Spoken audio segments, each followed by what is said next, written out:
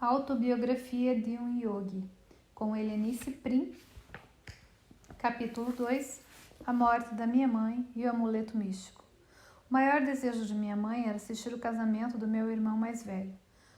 Quando eu contemplar o rosto da esposa de Ananta, encontrarei o céu na terra.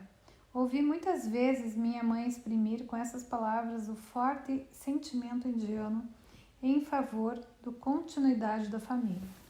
Eu tinha cerca de 11 anos na ocasião do casamento de Ananta. Minha mãe estava em Calcutá, supervisionando com muita alegria os preparativos para a cerimônia. Só meu pai e eu havíamos permanecido em nossa casa de Bareilly, no norte da Índia, para onde papai fora transferido depois de passar 2 anos no Lahore. Eu já presenciara antes o esplendor de ritos nupciais das minhas 2 irmãs mais velhas, Roma e Uma, mas os planos para o casamento de Ananta, o primogênito, foram ainda mais elaborados. Minha mãe recepcionava os numerosos parentes que chegavam todos os dias a Calcutá, vindos de cidades distantes. Ela os hospedava confortavelmente numa casa ampla, recentemente adquirida, na rua Amherst, número 50. Estava tudo pronto. As delícias do banquete, o trono alegre em que o meu irmão deveria ser carregado de casa até a residência da noiva, os fios de luzes coloridas, os enormes elefantes e camelos de papelão, as orquestras inglesas, escocesa e indiana, os artistas contratados e os sacerdotes que iriam celebrar os antigos rituais. Meu pai e eu, com espírito festivo, estávamos planejando reunir-nos à família para a cerimônia. Contudo, pouco antes da grande dia, tive uma visão de mau agouro. Eu dormia com meu pai na varanda do nosso bangalô, em Bareilly. Perto da meia-noite, fui acordado por um estranho ruído no mosquiteiro que cobria a cama. Às vezes, as leves cortinas abriram-se e eu vi o vulto da minha amada mãe. Acorde seu pai, sua voz sussurrou. Tomem o primeiro trem, que parte às 4 horas da manhã. Venham imediatamente para Calcutá se quiserem me ver. E a figura espectral desapareceu. Papai, papai, mamãe está morrendo. A minha voz aterrorizada acordou imediatamente. Contei-lhe soluçando a visão fatídica. Não dei importância a essa alucinação. Como sempre, a reação do meu pai foi negar uma circunstância nova. A saúde de sua mãe é excelente. Se recebermos alguma má notícia, partiremos amanhã. O Senhor nunca se perdoará se não viajar agora. E a angústia levou-me a acrescentar amargamente. Eu também jamais o perdoarei. Naquela manhã desoladora, chegaram as palavras explícitas. Mãe corre risco de vida, casamento adiado, venham imediatamente. Meu pai e eu partimos desesperados. Um dos meus tios encontrou-nos no caminho numa estação onde faríamos uma baldeação.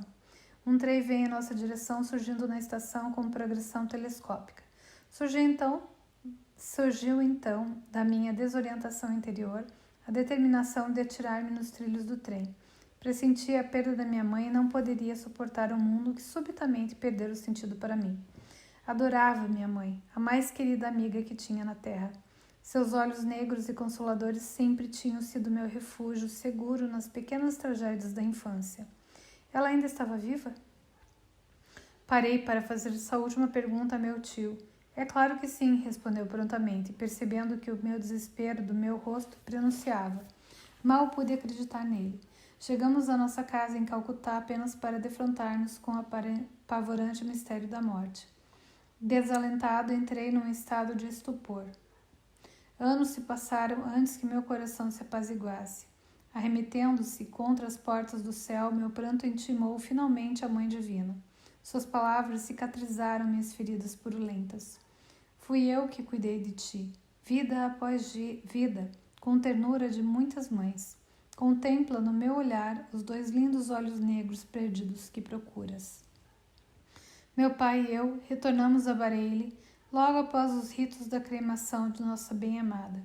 Em sua memória, todas as manhãs, bem cedo, eu fazia uma patética peregrinação ao frondoso jasmineiro que projetava sua sombra sobre o gramado verde ensolarado na frente do nosso bangalô. Poeticamente, imaginava que os brancos jasmins se estendiam em voluntária oferenda de devoção sobre o altar da relva. Minhas lágrimas confundiam-se com orvalho. Ao amanhecer, costumava ver surgir uma estranha luz celestial. A intensa angústia do meu anseio por Deus se apossou de mim, atraindo-me poderosamente para o Himalaia. Um dos meus primos, que acabara de retornar de uma viagem às Cordilheiras Sagradas, visitou-nos em Bareilly. Ouvi com grande interesse as histórias que contou sobre as altas montanhas onde moram yogis e swamis. Vamos fugir para o Himalaia? A sugestão que fiz certo dia a Dwarka Prasad, o jovem filho de nosso proprietário em Bareilly, caiu em ouvidos pouco confiáveis. Ele contou meu plano ao meu irmão mais velho, que acabara de chegar para visitar papai. Ao invés de achar graça daquele desejo tão pouco execuível de um menino, a Ananta fez questão de me ridicularizar. Onde está o seu manto ocre? Você não pode ser um swami sem ele. Fiquei inexplicavelmente emocionado com aquelas palavras, que me trouxeram uma nítida imagem de mim mesmo como um monge errante na Índia. Talvez tenham despertado lembranças de uma vida passada. Em todo caso, comecei a ver como seria natural e fácil para mim usar a vestimenta daquela antiquíssima ordem monástica. Conversando certa manhã com Dwarka, senti o amor por Deus caindo sobre mim com a força de um avalanche. Meu companheiro estava apenas parcialmente atento à minha eloquência subsequente, mas eu ouvi a mim próprio de todo o coração. Fugi naquela tarde para Nainital, no sopé do Himalaia. Ananta foi atrás de mim. Cheio de tristeza, fui obrigada a voltar a Bareilly. Minha peregrinação habitual ao jasmineiro, todas as madrugadas, foi a única que recebi permissão para fazer. Meu coração chorava pelas mães perdidas, a humana e a divina.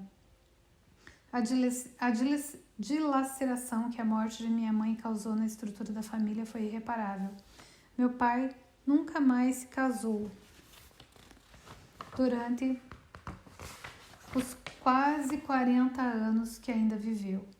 Assumiu o difícil papel de pai e mãe do seu pequeno rebanho, o que fez passar por uma transformação notável, tornando-se um homem mais terno e afetuoso.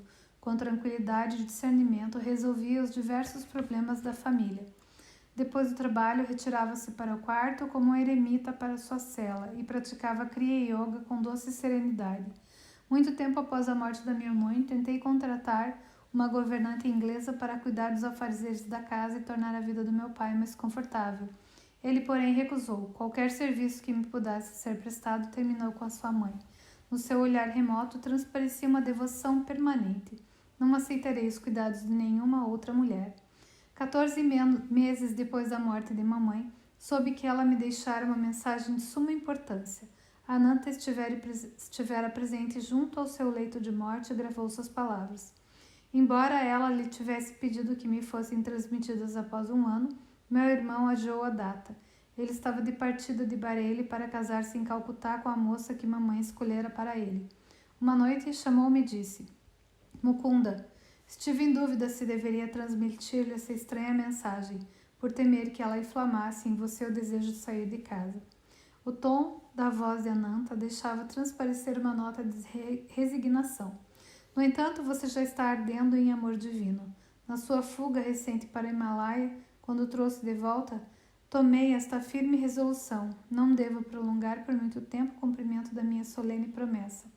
Meu irmão entregou-me então uma pequena caixa e a mensagem da minha mãe. Que essas palavras sejam minha derradeira bênção para você, meu amado filho Mukunda. Mamãe dissera. Chegou um momento em que devo relatar alguns acontecimentos extraordinários ocorridos depois do seu nascimento.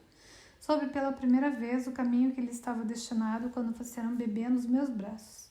Levei-a à casa do meu guru, em Benares, parcialmente escondido por uma multidão de discípulos. Foi-me difícil ver Lahiri Mahasaya sentada em profunda meditação. Enquanto eu embalava, rezei para que o grande guru nos notasse e abençoasse. Minha súplica silenciosa crescia de intensidade quando ele abriu os olhos e acenou para que me aproximasse. Todos abriram caminho e curvei-me diante de seus pés sagrados. Meu mestre segurou você no colo e tocou-o na testa com a mão, batizando-o espiritualmente. Mãezinha, seu filho será um yogi. Como uma locomotiva espiritual, levará muitas almas para o reino de Deus. Meu coração pulou de alegria ao descobrir que minha oração secreta tinha sido aceita pelo Guru onisciente. Poucos antes de seu nascimento, ele me havia dito que você seguiria o caminho espiritual. Mais tarde, meu filho, sua irmã, Roma e eu presenciamos a sua visão da grande luz. De um quarto próximo, nós observávamos imóvel na cama. Seu rosto estava iluminado e sua voz ressoou com resolução inquebrantável quando falou em ir para o Himalaia à procura de Deus. Deste modo, filho querido, vim a saber que seu caminho se encontra bem distante das ambições mundanas. O mais extraordinário acontecimento da minha vida trouxe-me uma confirmação ainda maior, e o que agora me impede de enviar-lhe essa mensagem no meu leito de morte. Isso aconteceu no encontro que tive com o sábio em Punjab, quando nossa família morava em Lahore. Certa manhã, um empregado entrou precipitadamente no quarto. Senhora, um estranho sadhu está aqui e insiste em ver a mãe de Mukunda. Essas simples palavras me causaram profunda emoção. Saí imediatamente para saudar o visitante. Curvei-me aos seus pés e pressenti que estava diante de um homem de Deus. Mãe, ele disse, os grandes mestres querem que você saiba que sua presença na Terra não será muito longa. Sua próxima doença será fatal. Houve um silêncio durante o qual não senti medo algum. Apenas uma vibração de grande paz. Finalmente ele se dirigiu a mim outra vez. Você será a guardiã de um amuleto de prata. Não lhe darei esse amuleto hoje. Para demonstrar a veracidade das minhas palavras, o talismã materializar-se-á em suas mãos amanhã, quando estiver meditando. Na hora da sua morte, você deverá instruir seu filho mais velho, Ananta, para guardar o amuleto por 1 ano e depois entregá-lo ao seu segundo filho, Mukunda. Mukunda compreenderá o sentido do talismã vindo dos grandes seres. Ele deverá recebê-lo no momento em que estiver pronto para renunciar a todas as esperanças mundanas e começar sua busca inevitável por Deus. Depois de conservá-lo por alguns anos, o amuleto desaparecerá assim que tiver cumprido seu propósito. Mesmo que seja guardado no esconderijo mais secreto, voltará para o lugar de onde veio. Ofereci um donativo ao santo e curvei-me diante dele reverentemente. Ele me abençoou e partiu sem aceitar a oferenda. No dia seguinte, ao anoitecer, enquanto eu estava sentada meditando, um amuleto de prata materializou-se entre as palmas das minhas mãos postas, exatamente como o sadhu havia prometido. O amuleto se fez notar por um toque frio e liso. Guardo-o cuidadosamente há mais de 2 anos e agora deixo-o sob a responsabilidade de Ananta. Não sofra por mim. Serei conduzida por meu grande guru à presença do infinito. Adeus, meu filho. A Mãe Cósmica protegerá você. Uma luz esplendorosa envolveu-me com a posse do amuleto. Muitas memórias adormecidas despertaram. O talismã, redondo e estranhamente antigo, estava coberto de letras em sânscrito. Percebi que tinha vindo dos mestres de vidas passadas que invisíveis guiavam meus passos.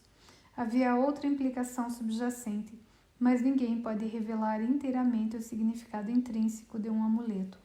Como o talismã acabou por desaparecer em circunstâncias muito tristes da minha vida e de que maneira essa perda anunciou a chegada do meu guru, não será relatado nesse capítulo.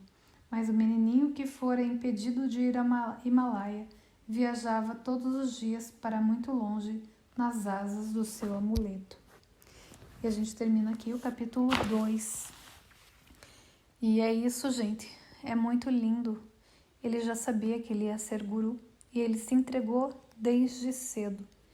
Então, cabe a nós agora fazermos a nossa escolha de entrega a Deus. A gente não precisa abrir mão das coisas daqui, se a gente não quiser, mas a gente pode abrir mão do ego e voltar a Deus, se entregar a Ele e viver em favor do reino.